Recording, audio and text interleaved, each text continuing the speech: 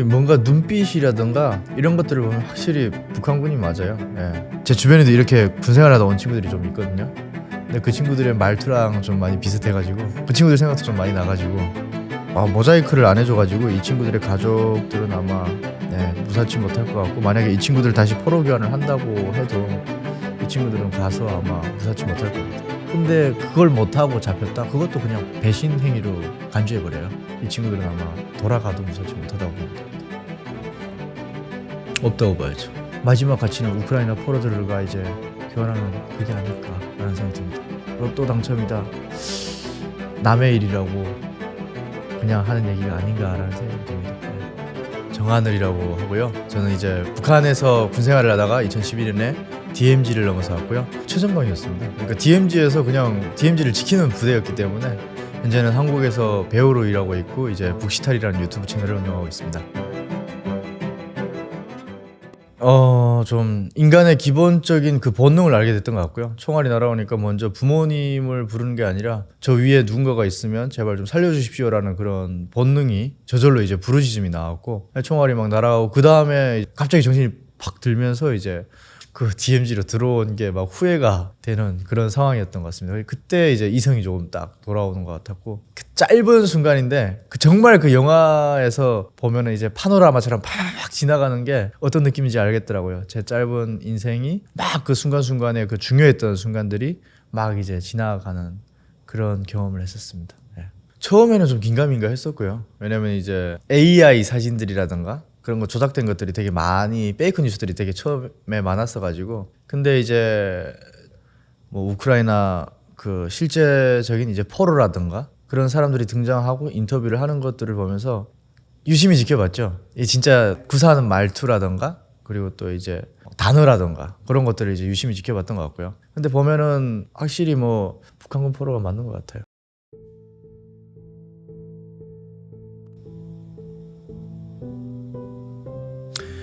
뭔가 눈빛이라든가 이런 것들을 보면 확실히 북한군이 맞아요. 일단 뭐 북한으로 다시 돌아가고 싶냐고 하는 데서 확실히 어린 친구랑 그리고 이제 좀 나이 먹은 친구가 조금 다른 것 같아요. 그리고 이제 어린 친구는 우크라이나 사람들은 좋은 사람들인가요? 라고 이렇게 물어보는데, 보면은 겁에 잔뜩 질려서 이제 좀 물어보는 것 같고, 그리고 이제 가라면 다시 가겠다고 하는 거 봐서는 굉장히 겁에 질려서 눈치를 많이 보면서 이제 질문에 대답을 하고 있는 것 같네요. 근데 이제 나이가 좀 있는 친구는 이제 다시 가겠다고 이제 바로바로 끄덕끄덕 하는 걸 보면서 제 주변에도 이렇게 군생활하다 온 친구들이 좀 있거든요. 근데 그 친구들의 말투랑 좀 많이 비슷해가지고 좀 그 친구들을 보는, 그 친구들 생각도 좀 많이 나가지고 좀 그러네요. 저 그리고 보면서 이게 모자이크를 안 해줘가지고 이 친구들의 가족들은 아마 무사치 못할 것 같고, 만약에 이 친구들 다시 포로 교환을 한다고 해도 이 친구들은 가서 아마 무사치 못할 겁니다. 그래서 우크라이나에서 먼저 그거를 이제 원본을 공개해 버렸잖아요. 그게 이해는 돼요. 자국민과 자신의 나라를 지키기 위해서 이제 철저하게 이용하는 건 이해가 되는데, 그건 그래도 조금 인권적으로 이제 잘못되지 않았나. 언론사보다도 그 우크라이나 쪽에서 그렇게 공개한 게 잘못됐다. 우리 한국이나 미국 그리고 유럽 국가들은 포로에 대한 그런 인식이 뭐 전쟁 중에 잡히면 잡힐 수도 있지라고 하는데, 일단 북한에서는 그걸 안 좋게 교육을 하기 때문에 변절 배신으로 생각하고 있습니다. 적에게 이제 산채로 포로되느니 그냥 자폭을 해라, 이렇게 교육을 하기 때문에, 그래서 자폭을 해서 같이 피값이라도 하고 죽어라라고 가르치는 게 북한의 교육이거든요. 근데 그걸 못하고 잡혔다? 그것도 그냥 배신 행위로 간주해버려요. 그래서 북한 군인들은 수류탄을 터뜨려서 자폭을 하든지 있는 힘껏 총으로 다 싸우다가 총에 맞아 죽든지 둘 중에 하나를 택해야 되는데, 이 친구들은 잡혔으니까 북한 입장에서 봤을 때는 그건 이제 배신자로, 이 친구들은 아마 돌아가도 무사치 못하다고 보면 됩니다. 어떤 심정일지 정확하게는 모르겠지만 대략적으로 그래도 유추를 한다면 아마 저 친구들이랑 똑같지 않았을까요? 그냥 멋모르고 총을 주면서 실전처럼 훈련을 한다고 하니까 최선을 다해서 아마 훈련인 줄 알고 열심히 했을 것 같고, 지금 생각해보면 제가 10대 때 그 왔을 때 그 각오라든가 그런 것들을 보면 정말 이제 목숨 바쳐서 싸우겠다라는 그런 어떤 이상한 정신력은 있었던 것 같아요. 저도 아마 저 친구들이랑 똑같이 그냥 싸우지 않았을까라는 생각이 좀 듭니다. 저는 일단 사진 찍지 말라고 할 것 같고요. 그리고 저였으면은 인터뷰를 전면 거부를 했을 것 같아요. 근데 저 친구는 부상당한 상황에서 이제 모르겠어요. 그 자신의 어떤 하고 싶은 그런 것들을 제대로 말을 못했던 것 같고요. 저는 한국에 오자마자 처음에 일단 언론 인터뷰와 이런 거 하나도 안 하겠다고, 카메라 들이댔을 때 카메라 찍지 말아달라고 그랬었던 기억이 있고요. 그랬는데 그분들이 이거는 그냥 기록으로 남기는 거니까 걱정하지 말라고 안심을 시켜가지고 그래서 그때 찍었었고, 그랬는데 저 친구는 그냥 뭐 부상당한 친구니까, 그리고 보면은 굉장히 겁에 많이 질려서 눈치를 많이 보고 있어요 지금. 개인적으로 처음에는 좀 많이 안타까웠던 것 같아요. 그 친구도 그렇지만 이제 북에 남아있는 가족들이 이제 일단은 안전치 못하니까, 그래서 그 부분이 좀 가장 마음에 걸렸던 것 같습니다. 예. 보통은 이제 그 가족들은 과거에는 그랬었어요. 정치범 수용소에 다 보내졌거든요. 모르죠. 이 친구들은 이제 또 전쟁터에 나가서 이제 보내니까 뭐 정치범 수용소에 보내지든지 아니면 무슨 뭐 어떻게 뭐 추방을 보내든지, 예를 들면 고향이 평양이다 이러면 지방으로 추방을 보내는 경우가 있고, 제가 봤을 때는 저 친구들 가족은 그냥 정치범 수용소 같은 데 보내질 수도 있겠다라는 생각을 조금 해봅니다. 그런 의견에 대해서 좀 어떻게 생각하세요? 저는 좀 아니라고 생각합니다. 그러니까 그 친구들이 이건 의지가 아니라 이제 그냥 잡혀버렸잖아요. 그러니까 그것에 대한 이제 정신적인 트라우마라든가 이런 것들이 엄청날 거란 말이죠. 그리고 일단 부모에 대한, 가족들에 대한 걱정이라든가 그런 것 때문에 저는 정말 평생 힘들지 않을까라는 생각이 좀 들고, 풀어줄 가능성은 어떻다고 보시나요? 없다고 봐야죠. 젤렌스키는 이제 포로 맞교환을 하겠다라는 게 확실한 입장이고요. 근데 그 사람은 보통 그렇게 하더라고요. 그런 기사뿐만 아니라 영상도 나왔었고요. 설 때였나요? 설 때 이제 우크라이나 포로들과 러시아 포로들을 실제로 맞교환을 했었고요. 그 포로들은 이제 가치를 빼먹을 만큼 다 빼먹고, 그러니까 정보를 이제 빼먹을 만큼 다 빼먹고, 그들의 가치가 없어지면 마지막 가치는 우크라이나 포로들과 이제 교환하는 그게 아닐까라는 생각이 듭니다. 저는 로또 당첨이다, 너무 남의 일이라고 그냥 하는 얘기가 아닌가라는 생각이 좀 듭니다. 예. 당연히 돌아가고 싶다고 했을 것 같고요. 이제 포로로 잡혔을 때 딱 정확한 심리를 좀 얘기하면, 심리적 압박감이 일단 먼저 여기에 있는 사람들의 눈치를 먼저 볼 것 같아요. 내가 가겠다고 하면 나를 죽일 수도 있잖아요. 그래서 인간의 본능적으로 저 친구는 이제 우크라이나 사람들은 좋나요? 라고 이렇게 딱 물어보잖아요. 거기에서 제가 이 친구가 굉장히 겁에 질려 있구나, 이 친구들이 지금 여기 사람들의 그 눈치를 보는구나, 얼마나 무섭겠어요. 그 막 난생 처음 보는 그 서양 사람들인데 이제 막 다른 나라 막 알아듣지 못할 말로 이렇게 하고 있지 하니까, 근데 자기는 그게 포로로 잡혔으니까 굉장히 무서우니까 이제 그러면서도 집으로 안 보내주겠죠 뭐 이러잖아요. 그거 보면서 얘가 가고는 싶은데 이 사람들의 눈치를 보는구나. 근데 저도 아마 똑같이 그러지 않았을까요? 근데 이제 99년생 그 저격수 친구는 이제 군생활을 거의 한 8, 9년 정도 제대를 앞둔 친구니까 돌아가겠다고 이제 고개를 끄덕거리는 거 보면서, 이게 군생활을 많이 한 친구와 적게 한 친구의 차이가 아닌가, 그런 차이점을 조금 볼 수 있었던 것 같아요. 예. 일단은 모든 것이 극비에 이루어졌을 것 같고요. 북한은 모든 것이 다 군사 그런 걸 다 극비에 붙여요. 그래서 어느 정도냐면요, 군에 나가 있는 자신의 그 지역을 있잖아요, 부모님한테 안 알려줘요. 그것마저도 군사 비밀이라고 안 알려줍니다. 그리고 편지 같은 거 이제 써가지고, 저는 예를 들면 뭐 그러면 여기는 해령시 어디 어떤 부대에 나왔습니다 이런 거 적잖아요. 그 편지는 바로 누락돼요, 검사에서. 그래서 이제 최근에는 그 막 우표 뒤에다가 우표를 풀로 붙이잖아요. 그럼 그 우표에다가 먼저 풀 붙이기 전에 글을 써가지고 해령 이렇게 써서 딱 풀 붙여가지고 딱 붙여놓으면 그걸 안 볼 것 같죠? 그것도 다 뜯어봐요. 그 정도예요. 그래서 별의별 꼼수를 다 부려보죠. 딱 그 구석에다가 작게 이제 글을 딱 해령이라 쓰고 막 이렇게 볼펜으로 지워버리는 그런 방법도 있고. 그래서 저는 군대 나갈 때 엄마랑 이제 그런 약속을 했어요.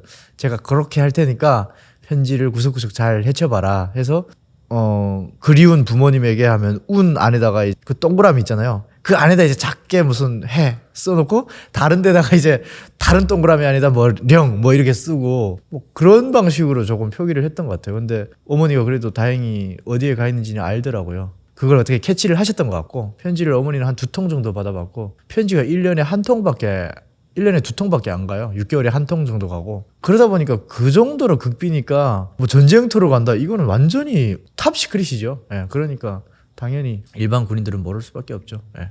정치범 수용소는요, 일단은 우리가 생각하는 그런 교도소 개념이 아니고요. 인간의 그냥 호흡을 쓴 사람들이, 그 사람들은 이름도 없어요. 이름도 없고, 그리고 그 신분이 아예 박탈을 당해요. 공민권이 아예 박탈을 당한 상태에서 21세기에 이런 감옥이 있나 싶을 정도로 정말 기가 막힌 그런 곳이라고 보면 되고, 보통 정치범 수용소는 이제 완전 통제 구역이랑 혁명화 구역이 있는데, 이제 혁명화 구역은 어느 정도 이제 좀 희망이, 신라 같은 희망이 있는 곳이고, 완전 통제 구역은 들어가면 이제 영원히 그곳에서 이제 평생을 살아야 되는 그런 곳이라고 보면 될 것 같습니다. 일단은 제가 이제 옛날에 어머니랑 같이 장사하러 갔다가 오는 기찻길에서 이제 그때 들었었는데, 어떤 사람이 이제 자기 친구 면회를 갔다가 오는 길에 저희 앞자리에 앉아 있었는데, 근데 그 사람이 이제 자기는 개천 교화소에 지금 친구 면회 갔다 오는 길이라 이러더라고요. 자기가 면회를 가봤는데, 와, 거기는 인간생 지옥이다, 이렇게 얘기를 하더라고요. 일단 가서 친구를 이제 알아보지 못했대요. 완전히 이제 몰골이 달라져가지고 앉은 자리에서 그 자기가 가져갔던 그 옥수수 가루라고 그 튀김 가루가 있어요. 그 2kg를 앉은 자리에서 그냥 다 먹더래요. 그래서 자기가 깜짝 놀랐대요. 사람이 어떻게 이걸 앉은 자리에서 다 먹지?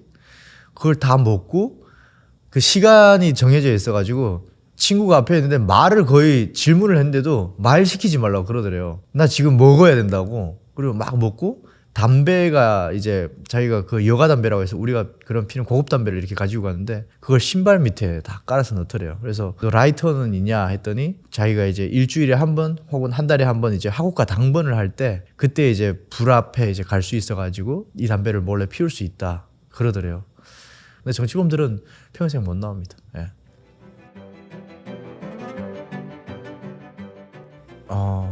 제가 그동안 좀 간과하고 있었던 것 같아요. 좀 그러니까 전쟁터에 나가서 김정은을 위해서 죽으라고 하면 죽을까? 이런 생각을 되게 많이 했었어요. 근데 결국에는 그 세뇌의 무서움을 좀 알게 되고요. 그 전쟁터에서 수류탄 터뜨리면서 자포가는 걸 보면서 간과하고 있었구나, 너무 애들을 얕보고 있었구나 라는 생각이 좀 들었고, 그게 좀 세뇌의 무서움인 것 같아요. 그래서 그 친구들은 결국에는 뭐 죽으라면 죽고 뭐 싸우라면 싸우고 세뇌된 정신적 기형아들이구나라는 생각을 좀 많이 하게 됐던 것 같아요, 이번에 보면서. 뭐 김정은 입장에서는 그냥 뭐 한낱 그냥 돈벌이 수단에 불과하죠. 그들에 대해서 그냥 아마 김정은 입장에서는 뭐 그냥 그 친구들은 뭐 죽어도 되고 뭐 살아도 되고 별로 타격감이 없을 겁니다. 독재자들이 가장 두려워하는 거는 이제 측근의 배신이라든가 그런 걸 가장 두려워하지 않을까라는 생각이 들고요. 그래서 이제 보면은 김정은의 경호원들이라든가 이런 것들을 경호에 더 신경을 많이 쓰고 있는 것을 분명히 볼 수가 있고, 김정은이가 작년에 이제 특수부대를 방문했을 때 거기 특수부대 그 군인들의 사격을 볼 때 김정은의 경호원들이 실제 방탄복 다 입고 소총을 다 들고 있는데 보면은 손가락이 다 방아쇠 위에 올려져 있는 것을 볼 수가 있어요. 그래서 그 정도로 경호에 신경을 많이 쓰는 것 같고, 가장 두려운 거는 측근의 배신을 가장 두려워할 것 같아요. 그리고 뭐 그 다음에 이제 국민들의 저항이라든가 이런 것들은 뭐 억압을 하면 되니까, 배신한다면요 있을 수 없는 일입니다. 있을 수 없는 일이고, 만약에 그런 게 있다고 하면 그런 시나리오를 쓴다면, 이건 그냥 제 개인적인 생각인데, 시나리오가 있다면 무슨 뭐 권력 다툼에서 밀려난 이제는 더 오도 갈 데 없는 이제 그 진퇴양난에 빠졌을 때 마지막 발악으로 뭐 그렇게 해볼 수는 있겠지만, 치밀하게 내가 짱이 되겠다, 내가 저 자리에 올라가겠다, 이런 일은 아마 없을 것 같습니다. 뭐 일단 김정은은 그렇게 될 경우에는 이제 가족들을 볼모로 삼아가지고 그들한테 끊임없는 해요를 또 할 것 같고, 그리고 이제 북한에서 주황당에 계시다 오신 분이 있었는데, 그분은 국가기관에서 일을 했었는데 명절 때마다, 그리고 조선노동당 무슨 몇 차 대회, 당대회 할 때마다 집으로 초대장이 오더래요. 북한에서 보낸 초대장이. 그러니까 지금이라도 돌아와라, 이런 거죠, 느낌이. 그러면서 너의 모든 것을 다 우리가 보고 있다. 간첩이 많아요, 우리 대한민국에. 그래서 그런 게 오니까 이분은 이제 섬뜩섬뜩한 거죠. 뭐 당연히 경호원들도 붙고 이러지만 그런 게 좀 있긴 합니다. 뿐만 아니라 뭐 이제 김정일 때에 그런 유언비어가 있었대요. 그 탈북민들을 다 죽여버리겠다 이랬더니 김정일이가 내버려둬라. 그 민족 반역자들이 우리 조국이 어떻게 당당히 이제 잘 나가는지를 이제 보여줘라. 뭐 이런 식으로 그런 유언비어도 있었고요. 그리고 또 탈북민 대상으로 또 공작하는 북한 보위부 그런 것들이 지금 체계적으로 뭐 명령도 내려오고 있고 뭐 그렇습니다. 저요? 아니요, 별로 두렵지는 않습니다. DMZ에서 한번 총알 세례를 받았었기 때문에 저는 사실 한국에 왔을 때 저는 살아있다라는 게 안 믿겨져가지고 이미 한번 죽었다 깨난 목숨이기 때문에 별로 두렵지는 않습니다. 그래서 죽음이라든가 그런 게 두렵지는 않고 그런 건 별로 없는 것 같습니다. 하면 그게 이제 또 국제적으로 이제 또 문제가 되고 뭐 그런 것도 있으니까. 근데 암살을 안 하진 않았어요. 암살 과거에도 뭐 했었고요. 그리고 이제 암살 시도도 몇 번 당한 사람들도 있고요. 대한민국에 지금 3만 5천 명이 와 있는데 그 사람들을 다 죽일 수는 없잖아요. 그러니까 이제 주요 요직에 있던 사람들 몇 명이 이제 뭐 살해됐었죠. 살해됐었고, 그리고 대한민국 경찰들이 또 다 이제 신변보호를 해줍니다. 아니요, 협박을 당하는 사람들도 있고요. 그리고 이제 또 신변보호를 실제로 받고 있는 사람들도 있고요. 탈북민들은 보통 이제 5년 동안은 의무적으로 이제 신변보호를 다 해주거든요. 그리고 그게 보호 기간이 끝나면 이제 본인의 의사에 따라서 어떤 분들은 이게 좋게 말하면 보호고 나쁘게 말하면 감시다 이래서 이제 5년, 그러니까 이제 경찰청에서도 5년 지났으니까 뭐 계속 할래요 안 할래요 물어봐요. 그러면 이제 본인 의사대로 하는 거죠. 가능한 시나리오가 하나도 없는데요. 일단 그래도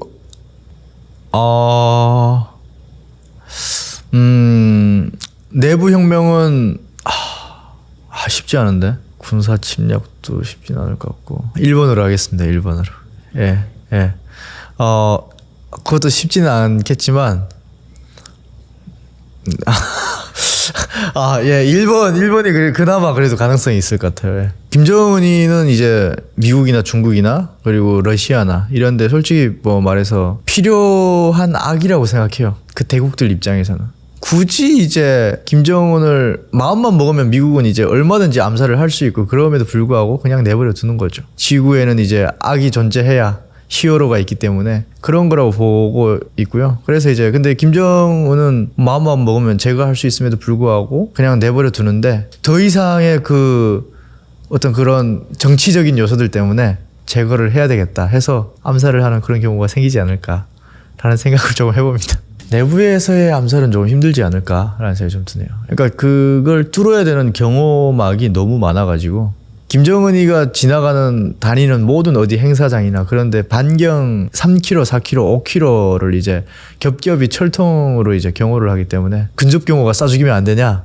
있을 수 없는 일입니다. 예. 왜냐면 걔들은 이제 세뇌 중에서도 최고의 세뇌를 시킨 애들이고 그리고 거기에 있다라는 것 자체만으로도 뭐 영화에서는 뭐 그런 경호원들, 근접 경호원들 그건 가문의 영광 정도가 아니에요. 그리고 정말 최고의 대우를 다 받고 똑같이 가족들도 다 이제 그런 대우를 받기 때문에 걔들은 진짜 자기 한 목숨 바쳐서 바칠 준비가 돼 있는 애들만 그걸 이제 하는 거지. 먹고 사는 건 이제 걱정이 안 되는, 평생에 그 먹고 사는 것 때문에 돈 걱정하고 그런 건 아예 없고 사진으로 이제 다 보여주면서 거기서 제일 미녀들, 북한에서 제일 미녀들이라고 하는 그 여자들을 쫙 보여주면서 거기서 이제 자기가 마음에 드는 여자를 몇 명 뽑아서 이제 보고 직접 만나서 데이트 같은 것도 해보고 마음에 드는 여자랑 결혼도 시켜주고 뭐 먹고 살 걱정이 없으니까 그게 아마 북한에서는 최고의 대우가 아닐까. 근접 경호 애들이 암살할 일은 아마 없을 겁니다. 예. 보통 과거에는 좀 중매라고 해서 부모님들이 점 찍어둔 사람과 뭐 만난다던가 아니면 중매꾼이 이제 해서 이제 만나는 경우가 많았고요. 최근에는 뭐 연애하면서도 만나는 경우가 많고 과거에는 이제 좀 자유롭게 연애하면서 만나는 경우는 좀 드물었다고 보면 되고요. 최근에는 좀 자유롭게 연애하면서도 만나는 경우가 있다고 합니다. 일단은 그 체력부터 좋아야 되고요. 거치는 과정이 있어요. 딱 와가지고 이제 학교에 그 선발되는 과정이 와서 외모, 키, 체력, 지능, 충성도, 가족 내력 이걸 그 북한의 2,500만 중에서 이제 와가지고 정말 금싸레기를 쳐내듯이 이제 선발을 하고요. 거기서도 서로가 서로의 경쟁을 해가지고 격술뿐만 아니라 사격 이런 것들을 모든 것을 이제 다 해가지고 그 중에서 제일 짱 먹은 애들만 이제 뽑는다고 보면 되고요. 그래서 낙타가 바늘구멍으로 들어가는 테스트라고 봐야죠. 그런 걸 거쳐서 이제 들어간다고 보면 되고 일단은 근접 경호가 아니니까 특각 경호 했어도 경호원이죠. 그러면 김정은의 경호원이었지 북한에 뭐 또 다른 지도자가 없잖아요. 뭐 그런 거죠 뭐. 근접 경호원이 탈북했다 없습니다. 예. 일단 저희는 뭐 경계 근무선은 부대니까 근무에만 올인을 했고요. 그리고 이제 전투 임무가 그게 있어요. 들어오는 적과 적 특공대 그리고 이제 뭐 전차와 기갑차 이런 것들을 이제 탱크 이런 것들을 자기 전투 구역이 있어요. 좌에서 우측으로 뭐 몇 메다라는 게 있어요. 내가 목숨으로 지켜야 할 나의 충성의 전투 구역은 뭐 이렇게 돼 있어요. 그래서 그걸 이제 목숨으로 내가 사수해야 되고 내가 못 지키면 옆에 전우가 이제 죽는 거죠. 그래서 내 그 세뇌 자체를 이제 적을 못 지키면 내 뒤에 가족들이 죽고 평양이 뚫린다.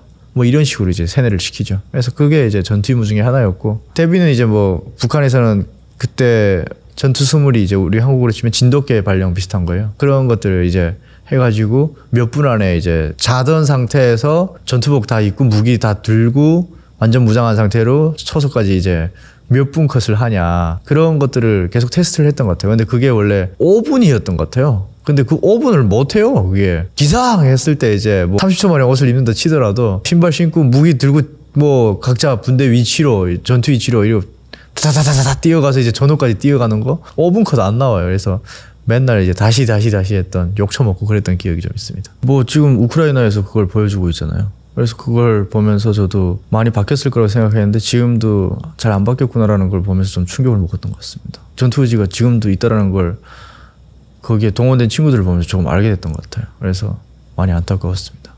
실전 경험이 없죠. 네, 근데 이번에 가서 실전 경험을 하겠죠. 그래서 실전 경험이 다 없습니다. 저희 정치 지도원은 많이 존경했던 것 같습니다. 저뿐만 아니라 이제 다들 존경했었고 왜냐면 그냥 실세였거든요. 알게 모르게 뭔가 그 보이지 않는 카리스마라든가 그런 게 있었고 중대장은 그냥 바지사장 느낌이었는데 별로 그냥 봐도 이제 그냥 중대장인가 보다 뭐 그 정도였고요. 정치지도원이 우리 한국으로 치면 정훈장교 같은 그런 개념인데 굉장히 똑똑하기도 했었고 그리고 뭔가 사실 정치장교가 보이지 않는 권력으로는 좀 더 위에 있는데 행정장교가 실질적으로는 계급이 더 높아요. 그리고 이제 서로가 둘 다 서로 존대를 하거든요. 그럼에도 불구하고 원래 중대장이 더 높은 위치인데 바뀌었더라고요. 그래서 저는 정치지도원을 더 좋아했던 것 같고 그 사람도 이제 부정부패가 있긴 했지만 그럼에도 불구하고 지 입으로는 이제 되게 있는 그대로 뭐 사실대로 뭐 그렇게 하는 군인이다라는 인식이 되게 강했던 군인이었던 것 같아요. FM대로 하는 그런 인식이 좀 강했었는데 지금 생각해보면 다 뇌물을 많이 받았던 그런 장교였던 것 같아요. 예. 아니요, 저는 안 했습니다. 저는 전쟁 터지면 죽은 척 해야지 하고 생각을 했습니다. 예. 그래서 영화 보면 그런 게 있잖아요. 이제 막 탁 그 시체 속에 숨어서 저 그런 상상했어요. 아씨 이거 왜냐면 그 저희 사단이 전쟁이 터졌을 시 사단 중에 살아남는 사람이 한 개 중대밖에 없다고 했어요. 뭐 한 개 사단이면 몇천 명, 몇만 명 중에라고 보면 되니까 한 개 사단 중에 120명만 살아남는 거예요. 그러면 그 살아날 확률은 그냥 로또라고 보면 되는데 그럼 난 죽겠구나라는 걸 그때 알았죠. 그래서 그때는 좀 그랬어요.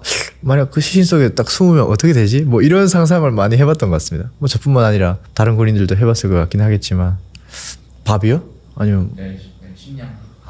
뭐 저희 부대는 이제 보급은 잘 나오는 편이었어요. 예. 고기도 한 달에 한 번씩 나왔던 것 같고요. 그리고 근무용 간식 같은 것도 있었고 금빵 이런 뭐 사탕 이런 것도 나왔었고. 근데 그런 것들을 이제 부조리하게 이제 많이 분대장이라든가 이런 사람들이 내가 좀 쓸 테니까 좀 갖다 바쳐라 뭐 이런 게 있어서 잠복 근무 나갈 땐 근무용 간식을 항상 줬는데 어떤 데는 먹고 싶어가지고 일부러 손가락으로 그거 비닐을 확 찢어가지고 불량이라고 해서 뭐 몰래 손가락으로 막 꺼내 먹었던 적도 있고요. 그럼 분대장이 알죠. 이 새끼 먹고 싶어가지고 일부러 찢었네 이거 알죠. 분대장한테 갖다 바치기도 했었고. 예. 북한은 보급이 이 밥이 딱 정해진 양을 줘요. 그러니까 제가 먹고 싶은 만큼을 뜰 수가 없어요. 근데 한국은 이제 먹고 싶은 만큼 이제 자기가 밥은 이제 알아서 뜨고 예를 들면 맛있는 만찬이라든가 딱 숫자가 정해진 거는 이제 배급을 해주잖아요. 북한은 그런 게 없습니다. 모든 게 딱 정해진 양을 똑같이 나눠가지고 다 똑같이 나눠 먹는 그런 시스템이어가지고 내가 배부르게 먹을 수는 없다. 몸무게가 더 나가고 뭐 그런 건 상관없습니다. 예. 다 모든 게 다 똑같이. 예.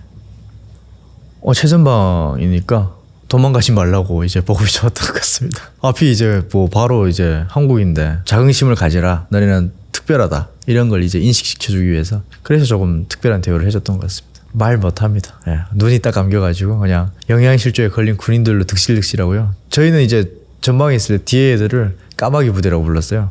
그 정도로 이제 한심해가지고.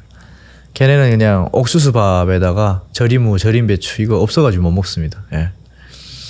진짜로 한심합니다. 특수부대는 조금 아마 다를 텐데 흰쌀 뭐 7, 옥수수 3 아니면 뭐 옥수수 3, 옥수수 7, 뭐 흰쌀 3 해서 대략 7대 3의 비율로 이제 밥을 줄 것 같고 특식으로 고기 같은 게 나오면 잘 나오는 거고 거기에 절임무, 절임배추 이런 것들이 주식이 아닐까라는 생각이 좀 듭니다. 예.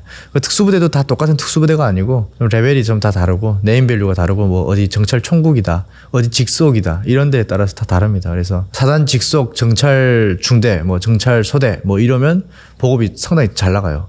근데 폭풍 군단 완전 전부 다 이제 특수부대잖아요. 걔네는 아마 보급이 이제 제가 앞서 말씀드렸던 7대 3의 정도 절임무, 절임배추 아마 그런 걸 먹을 겁니다. 북한에서 제일 좋은 게 판문점. 판문점은 저희랑 또 달라요. 왜냐면 거기는 이제 마음만 먹으면 그냥 바로 튈 수 있거든요. 그러니까 판문점은 제일 좋아요. 공군도 상당히 좋고요. 왜냐면 전투기 몰고 달아나면 안 되니까 엄청난 손실이니까. 그래서 걔들은 초콜릿도 놔주고요. 뭐 대우가 어마어마해요. 공군은 진짜 그 가족들도 대우가 어마어마하고요. 그래서 공군 나갔다 그것도 또 엄청난 또 자랑이에요. 그래서 공군, 판문점, 잠수함 부대 여기가 제일 좋고요. 그 다음 뭐 이제 뭐 어떤 부대냐에 따라서 뭐 전방이라던가 무슨 평양에 있는 부대다 뭐 그런데 다 따라서 이제 다를 텐데 천차만별이에요. 천차만별 진짜로. 그리고 가장 좋은데 또 거기죠. 후방부. 떡 다루는 놈이 떡 먹는다고 후방부 같은 경우에는 쌀을 다루니까 많이 떼먹을 수 있어서 후방부를 굉장히 좀 선호를 해요. 그래서 거기는 다 이제 빼기는 애들이 가고 뭐 그렇습니다. 네. 일단 출신 성분이 좋고요. 좋아야 되고요. 그다음에 이제 체격 조건이라든가 얼굴이라든가 무슨 뭐 걸리는 게 하나라도 있으면 안 됩니다. 그래서 그런 것들이 다 맞아떨어진 육각형이어야 이제 그런 데 갈 수가 있고요. 출신 성분 굉장히 많이 보죠. 네.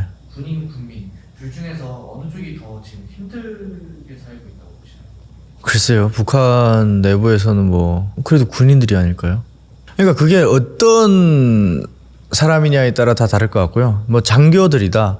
그리고 이제 제가 말씀드렸던 것처럼 이제 어떤 부대에 있느냐에 따라서 다 다른 것 같아요. 일반 제가 말했던 그 까마귀 부대 같은 애들이 그냥 노예의 삶인데 그건 무슨 뭐 장교인데 뭐 어디 뭐 호위사령부 잘 나가는 뭐 인사 뭐 대렬가 무슨 뭐 이런데 참모다 뭐 이러면은 돈을 이제 잘 먹고 잘 살기 때문에 한없이 이제 뭐 부러움이 없겠죠. 근데 이제 일반 군인인데 완전히 이제 보급도 안 좋은 그런 깡 시골에 아무것도 없고 도둑질해 먹을 데도 없는 그런 데 나갔는데 그건 뭐 그냥 생지옥인 거죠. 근데 그럴 바에는 차라리 일반 국민으로서 뭐 지가 장사해서 먹고 살던 자기 능력껏 이제 뭐 사는 게 더 낫지 않나? 라는 생각이 좀 듭니다. 예. 군대 안에서 일어날 가능성은 굉장히 희박하다고 봐야 되는 게 서로가 감시하는 제도가 너무 강해가지고 아까 말씀드렸던 것처럼 행정이 있고 그리고 정치 간부가 있고 보위부 간부가 있어요. 이 서로가 세 명이 서로를 다 이제 견제하게 돼 있어요.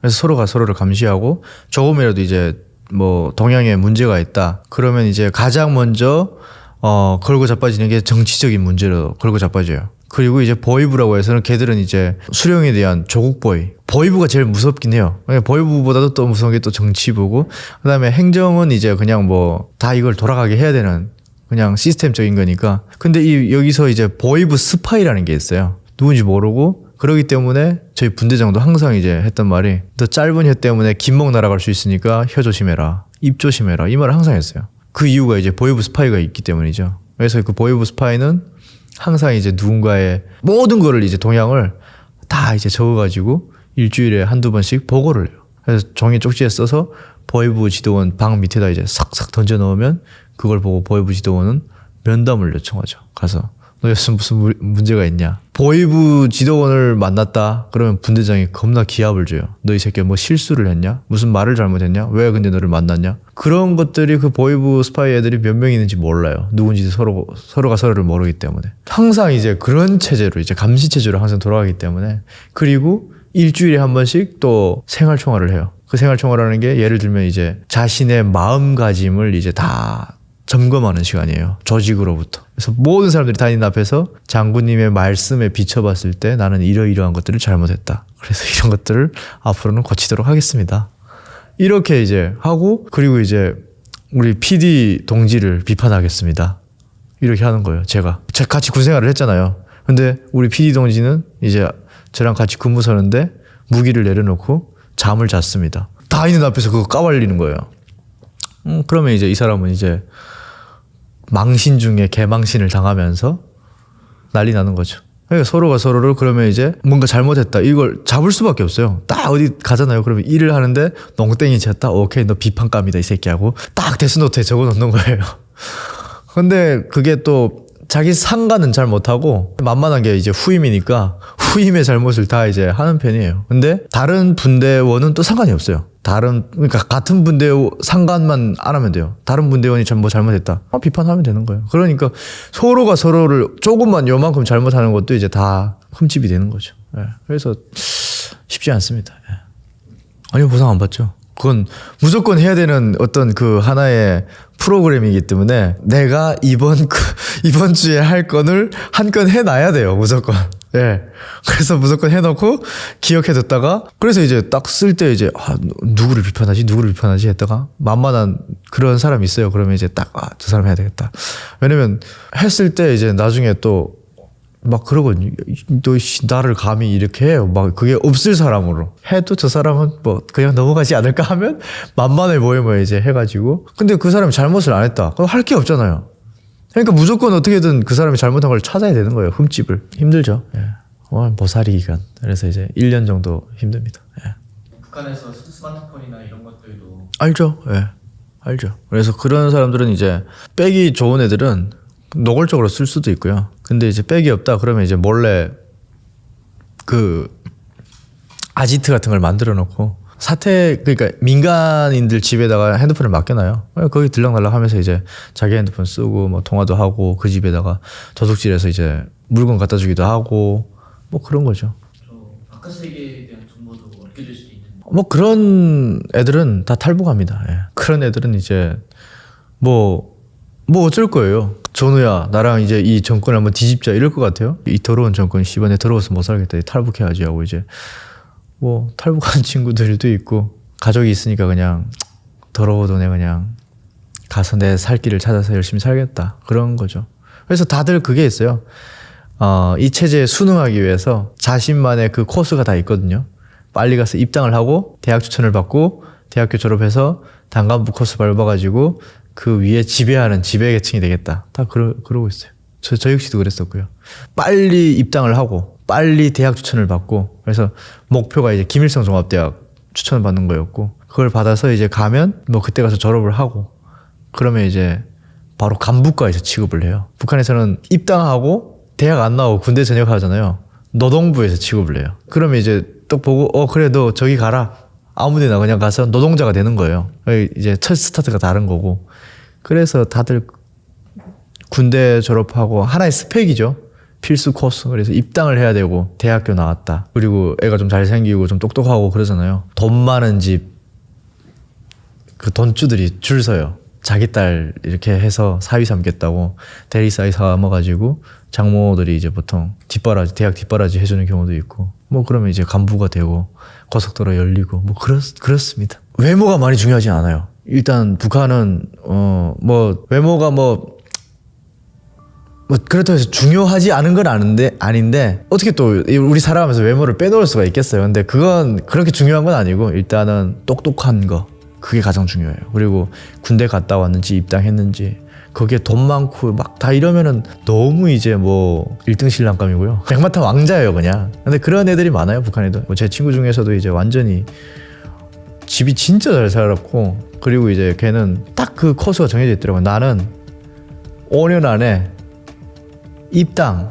대학 추천, 당연히 김대 다 받고 그걸 자랑처럼 떠벌리고 다니는 친구도 있었고요. 보면서 굉장히 부러웠었고 그 친구는 아마 지금쯤은 엄청난 단간부가 됐을 거예요. 예.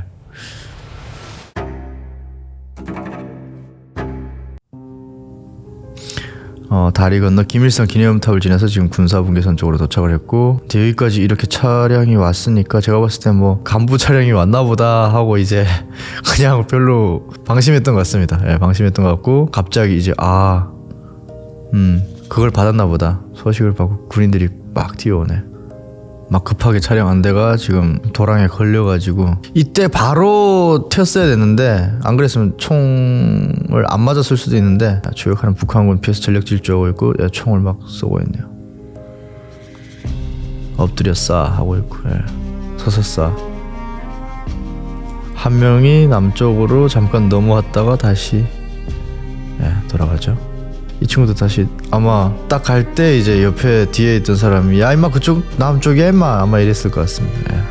북한군 10여 명이 김일성 앞에서 벽에 쓰러져가지고 아마 쟤네는 아마 엄청나게 처벌받았을 수도 있습니다. 기순 병사 향해서 이제 북쪽으로 포복해서 구해왔죠. 같은 부대 소속도 아니기 때문에 생판 모르는 그냥 도주자일 뿐이지 거기 지키고 있는 애들한테는 뭐 전우다 이런 느낌은 아마 없었을 겁니다. 그래서 피도 눈물도 없는 애들이기 때문에 가차없이 아마 사격을 했을 거고 다행히 이제 뭐 심장을 관통하지 않아서 아마 살 수 있지 않았나라는 생각을 합니다. 탈주했을 것이다 이렇게 보시나요? 당연하죠. 걔들은 이제 철저한 뭐 정말 심하게 아마 교육을 받을 거고요. 뭐 넘어가면 바로 가차없이 사살 그렇게 교육을 받기 때문에 일초의 망설임도 없이 그냥 바로 갈겼을 겁니다. 별 처벌이 없었을 겁니다. 왜냐면 그게 자기 의지로 뭐 남쪽으로 튀려고 한 건 아니고 지금 잡으려고 이제 쫓아갔기 때문에 그것에 대해서는 아마 별 그게 없겠지만 못 잡은 것에 대한 아마 처벌은 다들 조금 받았을 거라고 생각을 합니다. 글쎄요, 별다른 처벌은 안 받을 것 같다는 생각이 좀 드네요. 일생일 때 이렇게 묻혔다. 판문점에 나오는 애들은 솔직히 다 인생이 핀 애들이라고 보면 돼요. 저기 나온 애들은 이제 대학 추천 다 해주거든요. 좋은 대학교들로. 머리가 진짜 안 좋아도 해주냐. 북한은 이제 제대군인들은 대학교를 그냥 다 다닐 수 있어요. 그래서 단간부로 이제 판문점에서 나온 애들은 진짜 바보가 아닌 이상은 웬만하면 좀 인생이 다 피는 편이죠. 근데 뭐 그렇죠. 그 친구들 같은 경우에는 이제 가족들이 있으니까 어쩔 수 없이 뭐 거기에 안주를 하는 거죠. 당연히 뭐 사람이 본능적으로 더 넓은 세상으로 가보고 싶고 더 화려한 세상을 경험해보고 싶고 그건 사실인데 세뇌 교육과 그리고 또 딸려있는 가족이 있고 그리고 여기서 뭐 그렇게 나쁘지도 않으니까 그러니까 그 현실에 그냥 안주를 하게 되는 것 같습니다. 뭐 저도 이제 당연히 북한 군인들이 사격을 했었고요. 그리고 이제 날이 어두워가지고 저를 쫓지는 못했지만 다음 날에 이제 날이 밝아가지고 군견 끌고 이제 추격조가 붙긴 했지만 저는 이미 그때 그 자리를 피해가지고 남쪽으로 이미 도착을 한 상태였기 때문에 그런 추격이라든가 그런 사격을 당했던 기억은 있습니다. 일단 뭐 근무서다가 저는 탈북을 하게 됐기 때문에 당시 휴대하고 있던 AK-47이랑 그리고 수류탄 2발 그리고 쌍안경이랑 그렇게 이제 무장을 한 상태였기 때문에 대낮에 이제 탈북을 했고요. 그리고 근무 서다가 이제 선임한테 저 감시대 밑에서 좀 근무를 서겠다 이러고 무기를 다 든 상태로 이제 내려갔던 것 같고 사실 그때는 뭐 죽음을 각오를 했었습니다. 왜냐면 가다가 잡히는 상황이 없지 않을 거라는 생각을 했기 때문에 그래서 이제 가다가 잡히는 상황이 오면 그 자리에서 수류탄을 터뜨려서 자폭을 한다. 그리고 누군가가 총질을 하면 나도 가차없이 맞총질을 해서 피값이라도 하고 죽는다. 다짐을 하고 이제 철책으로 뛰어들었던 것 같습니다. 그래서 당시 2200V의 고압 전기랑 뭐 이런 220V 전기 철책이 다 있었는데 그때 비가 많이 와가지고 이제 좀 많이 파괴됐던 상태였던 것 같아요. 그래서 그런 것들을 좀 쉽게 넘었던 것 같고 뭐 DMZ에 들어왔을 때는 이제 DMZ 안에 지뢰들 뭐 그런 것들이 있지만 뭐 어디에 있는지 알 수가 없기 때문에 그냥 운에 맡겼던 것 같아요. 그런 부분은. 그래서 밟으면 밟고 뭐 안 밟으면 안 밟는 대로 이제 지금 생각해보면 너무 진짜 말도 안 되게 미쳤었구나라는 생각을 했던 것 같고요. 모험이었던 것 같아요. 근데 뭐 나중에 여기 와서 들어보니까 뭐 전문가들의 말에 의하면 사실상 그렇게 넘어와서 DMZ로 뚫고 오는 그 생존 확률은 제로에 가깝기 때문에 정말 그건 천운이었다라는 이런 얘기를 많이 하더라고요. 그래서 되게 감사하게 생각하고 있습니다. 그 살아난 것에 대해서.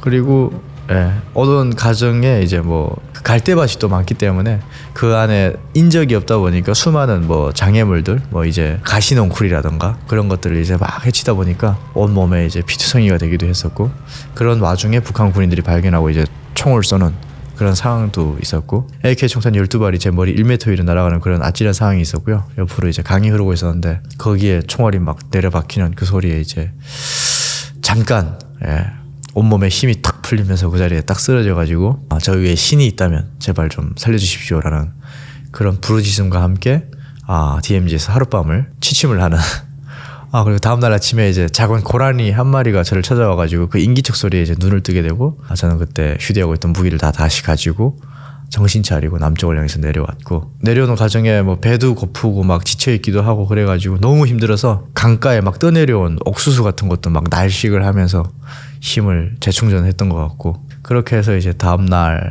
돼가지고 우리 대한민국 초소에 도착을 했던 것 같습니다. 그래서 좀 좋은 케이스로 이제 남게 됐던 것 같습니다. 그 하늘 씨를 쐈던 군인들이 있잖아요. 근데 그때는 이제 그런 걱정은 안 했습니다. 왜냐면 제가 그 안으로 함부로 들어올 수는 없는 걸 알고 있기 때문에 그리고 이미 날이 어두워진 상황이기 때문에 왜냐면 죽음을 각오했기 때문에 누군가가 오면 그 자리에서 수류탄을 이제 터뜨릴 각오가 돼 있었기 때문에 그냥 두려우면 그냥 거기서 수류탄이랑 이제 무기를 꼭 껴안고 잠을 잤던 것 같습니다. 경계근무를 사는데 뭐 탈주자가 발생을 했다 하면 이제 사격을 했을 것 같고 그리고 거기에서 이제 보고를 했을 것 같고 상부 지시에 따라서 아마 움직였을 것 같은데 이미 어두워졌기 때문에 거기는 이제 DMZ 안으로 함부로 들어올 수가 없기 때문에 다음날에 아마 추격조가 붙었던 것 같아요.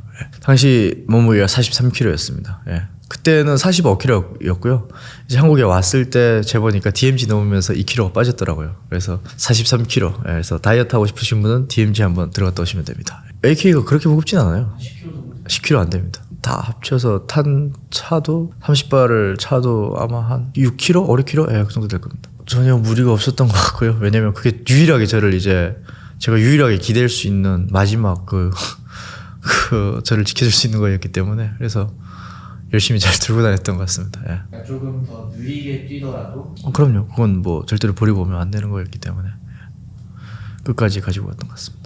뭐 넘어오는 내내 위험했던 것 같고요. 사실 뭐 지뢰를 땅 위에 드러난 지뢰를 제가 뚜껑도 열어보기도 했었거든요. 근데 그게 말로만 듣던 목함 지뢰였고 불발탄이었습니다. 그래서 이런 얘기를 하면 오늘 거기다 다 갖다 때려박은 남자라고 하는데 뭐 그렇게 말해도 가언이 아닌 것 같습니다. 얼마 정도 잘 살고 있다라고. 글쎄요. 그게 그냥 어렴풋이 잘 살고 있다 정도지 세계 10위 정도의 그런 경제력이다 하면 그 사람들은 아마 거짓말일 것이라 생각하고 잘 안 믿는 경우가 있습니다. 그래서 한국이 잘 산다는 건 알아요. 근데 좀 체감적으로 잘 못 느끼는 거죠. 왜냐면 한국 드라마라든가 이런 걸 보면은 드라마는 좀 드라마로 보는 편인 것 같아요. 북한 주민들이. 그러니까 저게 진짜 말이 되나 이런 것들이 좀 많고 그러면서도 잘 사는구나라는 거는 이제 알 수밖에 없고 그러면서 이제 동경을 하게 되는 건 사실이죠. 저도 어릴 적에 나이키 옷 같은 걸 입었었는데 그게 니케이라고 불렀거든요. 북한에서는 니케이라고 해요. 그래서 이 니케이 옷은 아랫동네 옷인데 그게 퀄리티가 상당히 좋았어요. 그러니까 저희가 운동도 하고 이러다 보면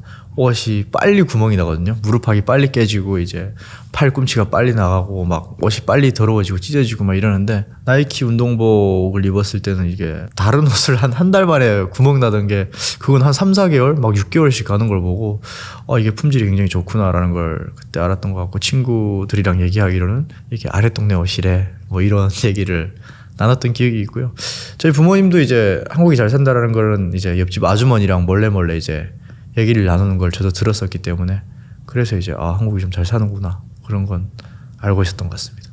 저는 이제 축구 선수가 되는 게 꿈이었고요. 그래서 이제 어릴 적 우상은 마라도나였고요. 그 책이라든가 이런 것들을 많이 보고 저도 그렇게 키가 큰 편이 아니에요. 근데 이제 마라도나가 정말 이제 저한테 딱 한마디 던진 말이 있어요. 성인 되기 전에 월드컵에 이제 발탁이 못 된 적이 있어요. 마라도나가. 근데 그런 얘기를 했어요. 감독한테 왜 발탁을 안 했냐 했더니 너 키가 너무 작아서. 그랬더니 축구는 발로 하는 거지 키로 하는 게 아니다 라는 그런 말을 딱 했더라고요. 그러면서 이제 책을 쭉 보는데 마라도나가 나중에 막 그 유럽의 장신 수비들을 막 다 해치는 그 모습이 마치 그 열대림을 해치는 사자를 연상케 한다라는 그런 텍스트가 딱 있는 거예요. 너무 가슴이 뛰었었고 그걸 보면서 물론 이제 마라도나뿐만 아니라 뭐 요한 크라이프 그래서 그런 책들을 다 보는데 뭐 이런 얘기하면 북한에서 어떻게 외국 서적을 그렇게 볼 수 있냐라고 할 수 있는데 북한에서 그걸 이제 그 21세기를 빛내인 체육 명인들이라고 해가지고 정말 이제 유명한 사람들을 그 인생 연대기를 이제 쭉 이제 번역을 해가지고 만들어 놓은 책이 있어요. 그래서 그런 것들을 이제 쭉 봤는데 보면서 꿈을 키웠던 것 같고요. 그래서 이제 목표는 국가대표가 되는 게 꿈이었고요. 그리고 결국에는 부모님들 평양으로 모셔와서 이제 잘 먹고 잘 사는 그런 동화 같은 해피엔딩 그런 걸 꿈꾸는 소년이었던 것 같아요. 예. 그러다가 이제 북한에서는 축구 선수가 되고 그리고 또 유명한 국가대표가 되고 월드스타가 되려면 돈이 있어야 되고요. 백이 있어야 되고 그래서 현실과는 많이 멀구나라는 걸 이제 알게 되고 깔끔하게 포기를 하고 이제 군에 입대를 하게 됐던 것 같습니다. 알죠? 예.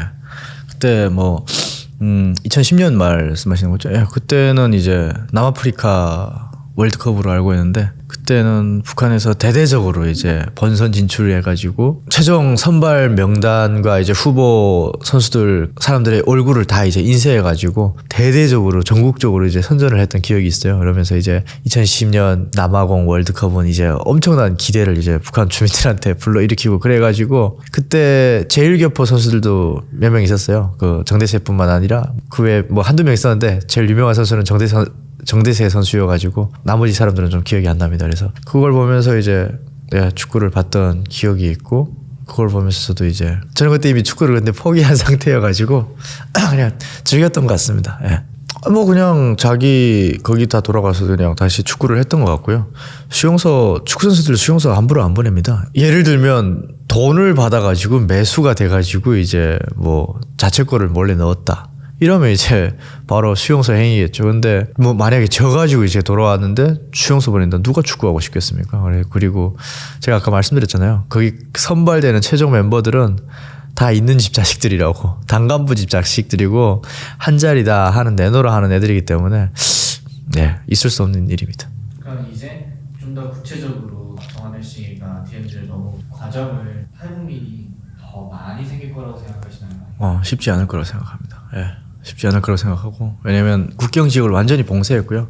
과거에는 그 김정일 때는 국경 지역이 이제 밀수라든가 이런 것들을 좀 활성화됐었고 그리고 이제 돈만 주면 얼마든지 이제 탈북할 수 있었는데 지금은 그게 이제 불가능해졌기 때문에 북한에서 바로 나오시는 분들이 거의 없어요. 그래서 이제 북중 국경 지역에 돈 주고 탈북하는 경우는 거의 다 막혔고 최근에 오시는 분들을 보면은 뭐 서해 바다나 동해 바다나 뭐 이제 배 타고 오시는 분들이라던가 DMZ를 넘어서 오는 사람들, 해외에 있던 사람들 이런 사람들이 이제 대다수지 북중 국경을 통해서 탈북하는 코스는 거의 지금 없어졌다라고 보면 됩니다. 그래서 앞으로 봤을 때 탈북은 점점점 더 이제 어려워질 거다라고 볼 수 있을 것 같아요. 예. 안타까운 상황이죠. 그럼요. 바다로 오는 게 더 위험하죠. 이제 거기는 변수들이 너무 많으니까. 예. 그래서 DMZ도 그렇고요. 예. 바다도 그렇고 그게 좀 더 위험하죠. 뭐 자문을 하고 그리고 또 이제 배우님들한테 이제 다 가르쳐 드리다 보니까 뭐 이미 다 알고 있는 대사이긴 했지만 극장 가서 이제 또 직접 보니까 저의 마음을 더 잔잔하게 이제 울리더라고요. 근데 이재현 선배님이랑 이제 국유한 선배님이 둘이 이제 맞붙어가지고 뭐 격투하는 막 씬이 있고 그다음에 이제 티키타카로 이제 막 주고받는 그런 씬이 있는데 거기서 이제 국유한 선배님이 먼저 이런 말을 해요. 남쪽이라고 다 똑같을 것 같냐? 출신 성분 안 보고 다 이렇게 배려해주는 그런 지상라고는 세상 그 어디에도 없다. 뭐 이런 식의 대사를 치는데 그때 이제 이재현 선배님이 이런 대사를 하죠. 내 마음껏 실패하러 가는 겁니다. 여기서는 실패하려고 해도 도전할 수 있는 그런 기회조차 없으니 내 그래서 마음껏 실패하러 가는 겁니다. 이런 대사였어요. 근데 그걸 듣는데 와, 그 대사가 이재현 선배님이 저한테 해주는 대사처럼 들렸어요. 마음껏 실패해도 괜찮다. 그런 곳이 바로 여기 대한민국이다라고 이렇게 얘기를 하는 것 같았고요. 그걸 들으면서 많은 울림이 있었어요. 그래서 이 영상을 보실 분들은 미국에 계시는 분들도 많고 그 외에 이제 또 뭐 유럽이나 다양한 국가들에서 사시는 분들이 많을 텐데 우리가 누리는 이 자유 그리고 마음껏 내가 어떤 성공을 함부로 이뤄낼 수는 없지만 내 스스로 마음껏 도전할 수 있는 그런 자유가 주어진 게 얼마나 소중하고 감사한지를 우리 한번 다 함께 다시 한번 느끼는 그런 시간이었으면 좋겠고요.